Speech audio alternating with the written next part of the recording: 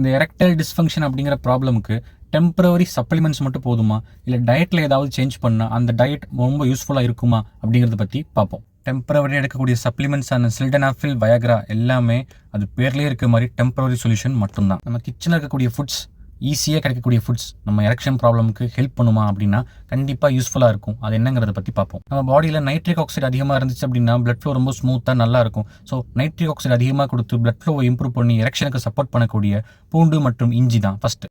ஜிஞ்சரில் இருக்கக்கூடிய ginger all and கார்லிக்கில் இருக்கக்கூடிய allicin, இந்த 2 காம்பவுண்டுமே ஆன்டி இன்ஃப்ளமேட்டரியாகவும் ஆன்டி ஆக்சிடென்ட்டாகவும் செயல்பட்டு பிளட் ஃப்ளோவை இம்ப்ரூவ் பண்ணுது.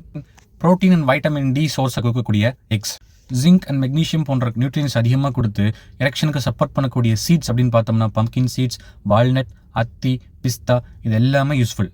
பழங்கள் அப்படின்னு பார்த்தோம்னா விட்டமின் B6 பொட்டாசியம் அதிகமாக வச்சிருக்கக்கூடிய வாழைப்பழம், ஆன்டி ஆக்சிடென்ட்டும் ஃபைபரும் வச்சிருக்க ஆப்பிள், ஃப்ளாவனாய்ட்ஸ் அதிகமாக வச்சிருக்கக்கூடிய ஸ்ட்ராபெரி கிடைக்கல அப்படின்னா டார்க் சாக்லேட் ட்ரை பண்ணலாம்.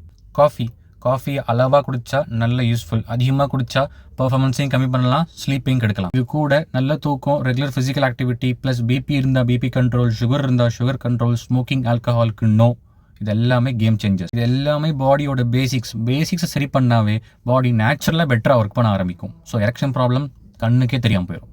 Choose health, perform better.